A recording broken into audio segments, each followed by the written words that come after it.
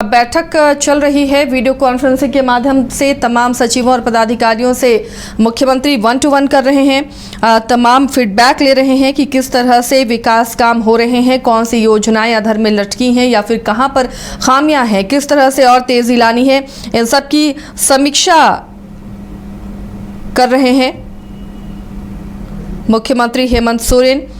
और कुछ दिनों बाद विदेश दौरे पर भी जाने वाले हैं। वहां से निवेशकों को झारखंड आने का न्योता देंगे, यहां पर प्लांट या निवेश करने के लिए सभी को न्योता देंगे। इससे पहले भी इस तरह के समिट का आयोजन किया जा चुका है।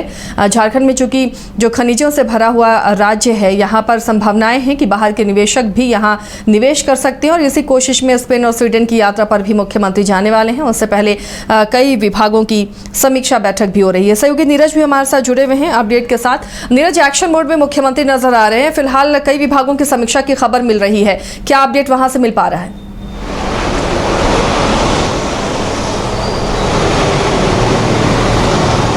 देखिए, जो समीक्षा बैठक थी वो समाप्त हो गई है और मुख्य सचिव अलका तिवारी भी इस समीक्षा बैठक में मौजूद थी। मुख्यमंत्री हेमंत सोरेन के कांकर रोड स्थित आवास में, जहां पर ये जो बैठक है वो आयोजित की गई थी।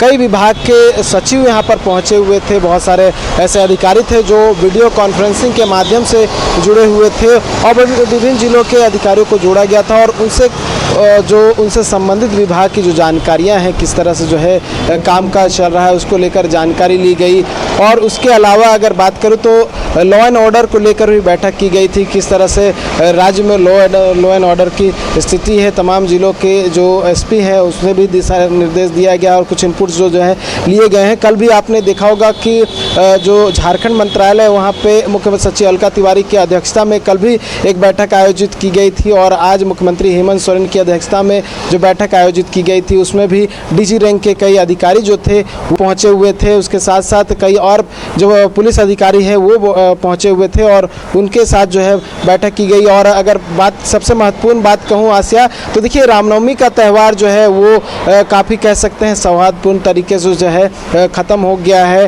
कोई भी घटना जो है वो झारखंड से देखने को नहीं मिला। अमूमन ऐसा देखने को मिलता था कि रामनवमी में कोई छुटपुट घटना या कोई बड़ी घटना जो है निकल कर सामने आती थी, लेकिन इस बार कोई भी इस तरह की घटना सामने नहीं आई है। इसको लेकर भी कहीं ना कहीं बातें जो है वो की गई होगी, क्योंकि रामनवमी से एक दिन पूर्व जो है मुख्यमंत्री हेमंत सोरेन ने बैठक की थी और बैठक में तमाम दिशा निर्देश जो है वो दिए गए थे कि किस तरह से अच्छे तरीके से पूरा जो त्यौहार है वो मने, सख्ती से जो पुलिस है अपनी ओर से कार्रवाई करे, तमाम तरह के दिशा निर्देश जो है वो दिए गए थे। और ऐसे में कहीं ना कहीं वो दिशा निर्देश काम किया और किसी भी प्रकार की जो घटना है वो राज्य में देखने को नहीं मिली। साथ ही अगर बात करूँ तो देखिए हाल में ही बजट सत्र खत्म हुआ है और जो राशि आवंटित किया गया है और उसमें किस तरह से जो विभागवार तरीके से काम हो रहा है, तमाम जिलों के जो सचिव होंगे वो संभवतः जो है जवाब दिए होंगे, किस तरह से जो योजनाएं हैं उसे धरातल पर उतारने की मार्च के बाद राशियां सरेंडर करनी पड़ती हैं, विभाग उन राशियों को खर्च नहीं कर पाता। तो इस बार जब आवंटन हो गया है बजट के बाद विभागों को, तो ये पहले से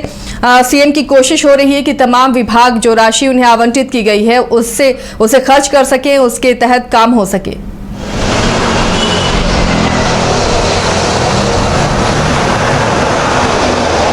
बिल्कुल, देखिए क्योंकि मार्च आखिरी महीना होता है, जो बजट है उस पैसे को निकासी का, और उसके बाद अगर नहीं निकासी होते तो जो राशि है वो सरेंडर हो जाता है। तो ऐसे में अब क्योंकि नए वित्तीय वर्ष की शुरुआत हो चुकी है और इस वित्तीय वर्ष में किस तरह से काम किया जाना है, इसको लेकर संभवतः जो है वो चर्चाएँ की गई होगी। किस तरह से जो है तमाम जो योजनाएँ हैं उसमें कितने जो राशि है वो आवंटित होने हैं, कितने राशि जो है किस तरह से खर्च होने हैं, इसको लेकर भी चर्चा होने साथ में हुई होगी।